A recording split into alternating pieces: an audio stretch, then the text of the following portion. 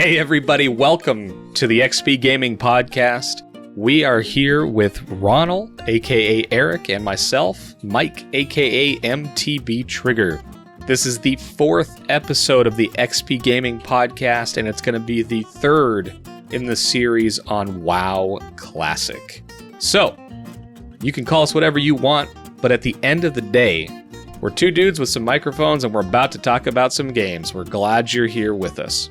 So in this episode, we are going to talk about some thoughts that Ronal brought up actually on the last podcast, the last WoW Classic podcast. We're going to dig into a little bit on mounts, and then we're also going to jump into something that was on the Bonus XP podcast. So basically, we do some shorts in between the episodes, and Ronal brought up a concept there that I think is really worth some conversation, and it revolves around mob tagging. So before we jump into all that, please do me a favor, hit that little subscribe button up top. And if you're feeling extra generous today, give us a thumbs up as well. That really helps us out with YouTube these days. So if you can do that for us, thank you very much. And if you've done it in the past for us, we appreciate it. So let's jump into it, man. So, hey, Eric, how are you, man? Doing fantastic. Excited to keep talking about WoW. And as always, excited that the cow is dancing in Gadgetzan right now, which means that I am on the WoW grind in Classic, the slow, casual WoW grind, getting into the 50s. I'm at level 48 right now, so I'm almost into the 50s, on that last home stretch. So I'm pretty excited about that, enjoying my time in game. Enjoying thinking and playing around with WoW Classic again and having a good time with the community. Nice, man. I've been watching a little bit of the Discord interaction with the new members coming in. People are starting to post DPS meters. It's starting to get to that point where some of the friendly competition is starting to rise. New faces coming into the Rested XP guild. And I am banking that rested experience on my rogue right now. I haven't put a whole lot of time in game, but I did really want to dig into something that you brought up on Bonus XP. And while I'm thinking about it, we'll make sure that we have the link to Eric's conversation on mob tagging in the Bonus XP episode in the comments. So make sure you check that out after watching this one if you're looking for a little deeper thought into that. But basically, if I can kind of sum this up, you basically brought up this concept that I hadn't really thought about before I heard you talk about it, was that just being able to mob tag, meaning you hit a mob and it basically assigns it to you, your group, or your raid, and you're the only one that gets credit for it, versus the retail version of this where anybody who hits that mob effectively gets credit for it, regardless of when they join the fight, how much damage they do. It could be one wand shot and you get credit for a mob that normally needs, 30 to 40 people to kill. So you kind of talked about how retail could learn from this idea in Classic WoW that mob tagging actually adds depth. It might not be something that the game needs to make easy, or yeah, one of the things I've been thinking about as I kind of thought about how we talked about that on the Bonus XP, but something else that I didn't touch on there that I really wanted to get into here was how it also adds an element of strategy, which is not present in the retail game right now. And I've really enjoyed the concept that as I'm running around questing, I have to think about, am I going to attack 1 or 2 or 3 mobs at a time? How much can I actually do? And the classes in Classic WoW, the different specs of those classes actually make a difference. They're actually meaningful. Some classes are single target focused, some classes are AoE focused, and when you're tagging mobs and you're trying to get credit for doing a different quest, you really have to think about those things. And in the retail version of the game, you fly around in your mount, you drop right back in, and you don't ever think about that. It never even crosses your mind, and I think it cheapens the experience in the world, and Blizzard put so much effort into creating the massive multiplayer world that is World of Warcraft, and there's so much dynamic content that's out there that changes as you progress through the storyline that you just don't even really get to think about, because you just run in and do one shot and then you're gone in the retail version. And I really have enjoyed getting back to that core functionality in the gameplay, and it's something that I really missed. Well, and you brought up a interesting thing there when you say strategy and mob tagging, and that is not something I would have ever put thought into. But as you just said that, it made me realize there's been quest mobs, right? And I'm thinking about in the Barrens, and I'm on my rogue, and I've got to kill this one specific mob, and I think there's a centaur that I needed to get his head of, right? Or the head off of a centaur, right? And he's a slow spawning, 5 minutes in between each spawn, and he spawns near this certain camp, and so you go over to where the quest says, and you see people huddled up, so you're like, okay, this is where he spawns. So you hang out, and you realize that, I don't know where he spawns here, so I'm going to have to watch. So I watch as the party that had formed there, kind of gathered up, and he spawned and got it. So, okay, now I know where he's going to spawn. So I position myself accordingly so that I can, be standing basically next to where he spawns, and I can start spamming my, Sinister Strike or Backstab. Backstab's got a 50-50 chance depending on which way he goes. So usually I'm going to hit Sinister Strike there. But your point holds, because you watch what other people do, you learn that, oh, I missed, or, ooh, I didn't quite get the right spot. And then, oh, if I miss it 2 times in a row, I'm going to start inviting people to a party because I really don't want to miss it a 3rd time. So there is a lot of strategy that goes into just finishing a quest. Yeah, and think about, you just said it there, think about how important it is. You're standing there ready to take on that mob. Say it's the end of a quest line where you're looking for a certain item from a spawn that happens once every 5 minutes. And if there's 4 other people standing there, you're going to be waiting with them.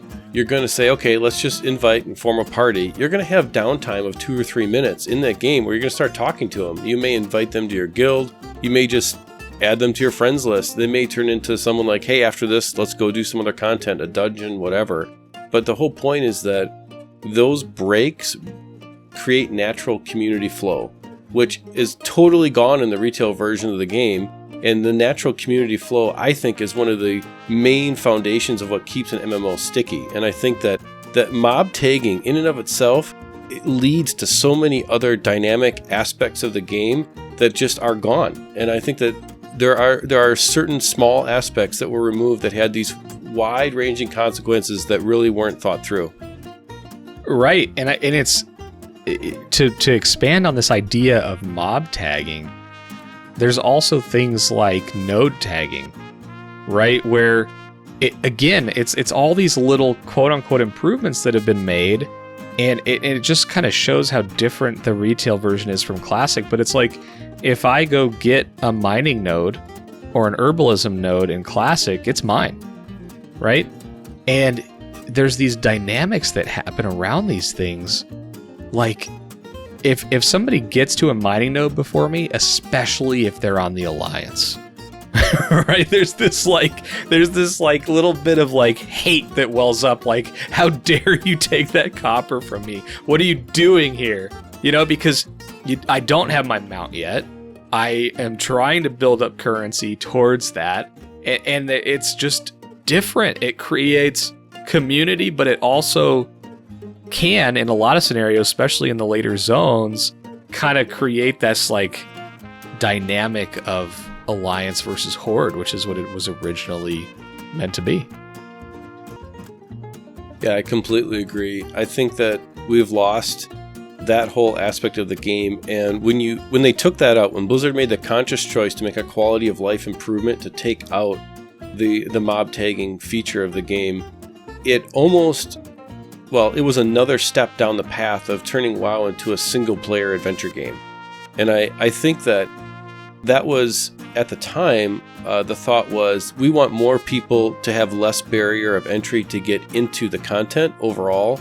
And I remember watching that develop over different patches and different expansions, but I think that it was a misguided attempt to bring in players because they misunderstood the core problem. The problem was that the content was too hard. The problem was that the content wasn't interesting enough. Yeah, and you brought up a good point there, and I think mob tagging, node tagging, looking for group, all of that stuff, when we talk about quality of life, right, that's something that often gets brought up, mostly when talking about add-ons, which is something that we'll be talking about on this show, potentially today if we have time, but if not, it'll definitely be in the future. But when you do too much quality of life and it becomes too ingrained in the game, you're right, you lose that challenge, you lose that MMO to adventure game. I mean, that was a really interesting comparison you made, because that really is what the modern game is. And I'll say this, like, we're talking about how a lot of times we're bringing this stuff up in a way that was, how could retail get better, or could they make a pivot and get back to lessons learned from Classic? And I think it can, but I also like the retail version of WoW, but I kind of like it as a single-player adventure game once a year or however long I jump in, but it fails me to capture me the way that Classic has brought me back in. So really good point there. I hadn't thought about it that way. Well, it's a time versus value proposition, right? So I think that where they got confused or where they lost their way, in my opinion, was when they made the conscious choice that the amount of time that someone had to put in to get to the end game didn't provide enough of a value in the experience to keep them engaged in the process. And I think that they really missed that, because the original group of people who made World of Warcraft, the designers, the people in the late 90s who came up with the idea and did this, understood that adventure games are not about the end of it. Adventure games are about the adventure. And one of the things that the retail version of the game has completely lost is the adventure means nothing. The adventure means nothing for a lot of reasons. And I've played WoW continuously now without a break for a long time, through many multiple expansions, and with every expansion I lose more and more interest, because the storyline itself for the expansion is relevant for about 2 or 3 months, and then the next 18 months of that story really mean nothing. It's just about racing through and feeling like you're constantly falling behind, because there's all kinds of mandatory things that you have to do, whether it's grinding a certain type of artifact power or whatever they call it in an expansion, or constantly having to do reputation grinds and this, that, and the other thing. And all of this stuff they put into the game thinking that it was going to make it better. And what they did is they took away one of the core reasons why people play MMOs in the first place, and that's to just de-stress. And I think that the core audience of WoW is not a 16-year-old that can just no-life the game forever. I don't think that's what the core audience of WoW is anymore. And the reason why Classic is as popular as it is right now is because Classic, it doesn't matter if you put in 1 hour a week or 20 hours a week. You get the same amount of enjoyment, and there's always people doing the same kinds of things, because the content is fairly linear in progression. And and once you get to end game, you arrive at end game, but the journey to get there has been so much fun, and you have so much investment in your character and in your server, that it's a totally different type of sticky player. And I really think that Blizzard needs to learn a lesson and go back to what they invented. They created this whole system. They took the MMO genre and they turned it into what it is. They did the right thing originally and created a successful game that everyone else has been unsuccessful in trying to copy. And so I really think that they need to go back to what they did and, learn from themselves and integrate those lessons into the retail game. Well, and I agree with you. And I think the messaging, or at least what the, community talks about a lot of the time related to content, right? When we talk about content in retail WoW, we're talking about new raids or island adventures or whatever the new content is. And the messaging has always been that we want more players to be able to see the content. That's what Looking for Raid was born out of. That's what normal, heroic, and mythic was born out of, so that more people could see these raids. And what it did was it sort of cheapened the content to say, we've got a little bit of something for everyone. But I think what Classic is proving is that, and I remember this back when I was even endgame in Classic, was you kind of knew what you had in front of you in order to do it. And for me, I only got halfway through through Naxxramas, right, in Classic. That's when our guild, we just couldn't finish the raids anymore. But I didn't have a negative feeling around that. It was we couldn't support the raids. It didn't have me stop playing the game. But there was always, you knew what you needed to do to push to the next level. And then you would look at the people that are doing that and you would get excited for them. And yeah, there was rivalry guilds and things like that. But it was so cool to see when, somebody got their tier 3 shoulders, or, that next set piece, even if you weren't doing it. Or, if you were finishing up Molten Core and as a priest, I got my benediction staff and we finished Molten Core, and then I look over and there's a guy there that's got pieces of his, tier 2 out of Blackwing Lair. There wasn't this like, oh man, I wish there was an easier way for me to get into Blackwing Lair. It was, no, what do I need to do to get to that point? And that was the challenge. That was the motivation. And that just got completely removed with making that content so easy to see. So I understand the decision process behind not gating content as much, but it was always meant to be a massive multiplayer game, which inherently, that entire genre, to your point, is supposed to be done with other people, and it's supposed to be challenging. And there's going to be things that not everyone gets to do, and that's what makes them unique and exciting.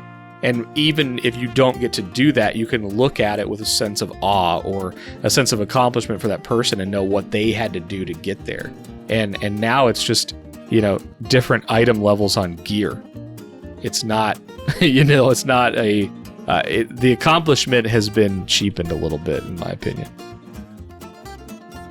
Absolutely. So the moment they added looking for raid, LFR, and automatic group finding into the experience, and they created different levels of rating tiers, what they did is they cheapened the experience and the achievement of actually getting to see that particular content. And now I understand that they wanted most of the players to experience what they had created, but what they have to remember is that most people did do the raids, they just did them a tier or two later. And so they did get through to see all of the content that Blizzard created. And I think along the lines, what they tried to do in the early 2010s is they tried to turn WoW into an esport. And when they did that, they really emphasized the high-end guilds, like the methods and those type of people inside the gaming community. And those type of raiders represent literally only the 1% of the 1% of the player base. And I think that really started this progression of losing touch with the bulk of the players and cheapening the experience that the bulk and the average WoW player is going to have. The average WoW player is really going to be playing the leveling experience, doing the medium to low end content, but that is not valued, and it's just a grind really for no reason. And then every 3 months, everything that your effort has gone into is replaced with something that you can do in 5 minutes in a catch-up quest.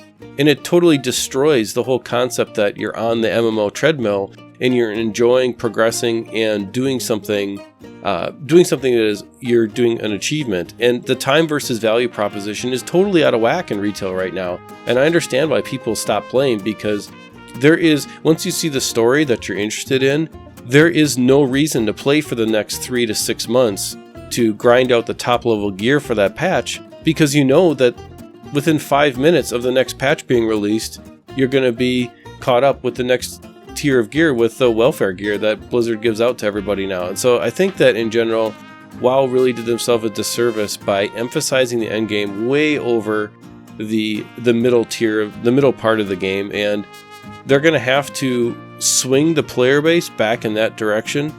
And I think it'll be maybe initially kind of awkward, but I think they could really do some interesting things. Like, for example, the level squish is coming, and I think that's going to be something that is going to remake the original WoW leveling experience in a way that's more relevant. Because 120 levels, I mean, let's be honest, logistically, that's just a tall mountain to climb for anybody who's starting the game. Even though it goes quickly, it's still going to be one of those things where people are going to say, why? I mean, that's huge. So they need to get the perception of that down to a more manageable level again. And, WoW is a mature game. There are no MMOs that have gotten to this point in their life cycle that have been as successful. So Blizzard is going to have to once again kind of blaze the trail in keeping their game relevant in this current generation of gamers. And I really think they can. They just have to pay attention to why Classic WoW is successful. Well, and I think that's probably the biggest reason and why I found mob tagging. And it's funny to bring it back to that, but what you just talked about is why I found that so interesting and why I wanted to talk about it again on the show, because something so simple as a quality of life change on mob tagging, you can see the slippery slope of decision making, and it's super easy to look back with 2020 vision and say that it's things like quality of life in raids and mob tagging and node tagging. You can see looking backwards how slippery that slope was and how it led to making this content just, it cheapened the community aspect of it. It cheapened the availability of it. It just kind of, it went down that ride, and it feels good when you get that nice upgrade, but then you don't know why you're dissatisfied 2 months later with only getting a couple items level. And that's, again, you've kind of described my experience with the retail version of the game, where I love jumping in at the beginning of expansions, and I usually play for one raid tier, and then I slowly kind of teeter off, because I do like to feel that upgrade mentality. And when I come back at the beginning of an expansion and I just played through the first raid of the last one, I'm usually getting significant upgrades to my character just from leveling, and then you get those raid upgrades in that first raid. And then it's back to like, oh, I got to grind this out for hoping for a Warforge or Titan Forge or whatever. But again, that's why I wanted to bring this subject up, because I think that slippery slope from mob tagging, something as simple as that, led to or was a part of a big move in that direction. So I think this is a critical lesson for Blizzard to learn on WoW Classic. And the other thing that you alluded to was community. And this may seem like a silly thing, but you also brought up the concept of mounts. We were talking about mounts on the last episode, and it was one of the things we got great feedback on. And now with flying mounts, with all these, with how fast you can move around and how travel is very, very easy in the modern game, I wanted to come back to mounts, because it may seem simple on the surface, but I think it's a lot deeper than that. And you mentioned on the last episode you had just gotten your mount. Have you seen or been a part of other people now getting their mount, whether in the guild or you see it happening in general chat, since we talked about it 2 episodes ago? Yeah, absolutely. Around this level, around mid 40s to 50, people start to transition from walking everywhere to having a mount. And this is it totally changes the way that the game is played. You can avoid random creatures out in the world. So say, for example, you're running around in Tannerus and you've got a scorpion chasing you. If you're walking, you're dead. The scorpion's going to kill you because you can't outrun it. If you're on your mount, you outrun that scorpion, and it leashes and it goes back, and so you're good to go. And so I think that it adds an entirely different dynamic to the gameplay, and it also adds a different dynamic in the community as well, because you can say, okay, let's all go do this thing that's farther away, really is what it comes down to. And it's how the game is designed to be played. And you notice how, as you get into the last 10 levels of leveling in Classic, things are more spread out, things are a little bit more,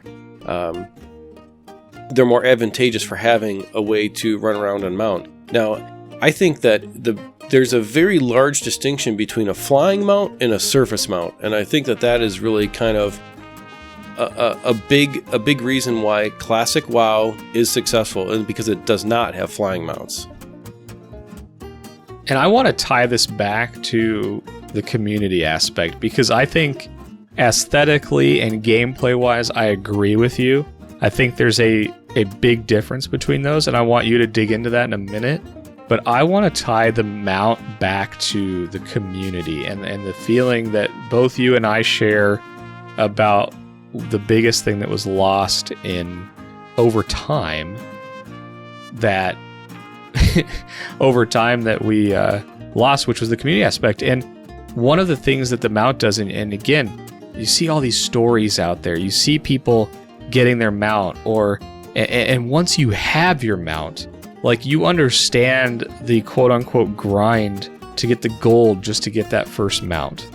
And one of the things that I keep noticing over and over is people saying, man, I'm 4 gold away from my mount, or, I just need this to get my mount. And every single time I see it, I see people stepping up and offering to help. Well, let's go grind an instance to get you that gold. Oh, hey, I have this gold, you can pay me back. Because it is such a big feeling of accomplishment in this game the first time that you get to go from regular run speed to that 60% mount increase, and helping somebody else see that or being a part of it is one of the best community feelings that I think you can get in this game, because running around for 40 levels and then not having to do that anymore is one of the coolest transitions in this game, and I think it's extremely underrated, if not completely removed in the modern version of the game. No, I 100% agree. And so, for example, in the late 30s in your leveling process, we'll get back to this idea where the community kind of helps you get past these hurdles, right? And that's what an MMO is. It's a bunch of people playing for a common purpose, playing a game for a common purpose. And so the community comes together in the late 30s, and you end up grinding Scarlet Monastery or sometimes Shadowfang Keep. You grind these dungeons and guild groups, and all you do is you go through, and the whole point is to hang out on Discord, have a good time, laugh, whatever, be silly, but then you're actually working through getting more gold and getting money, because you need the money.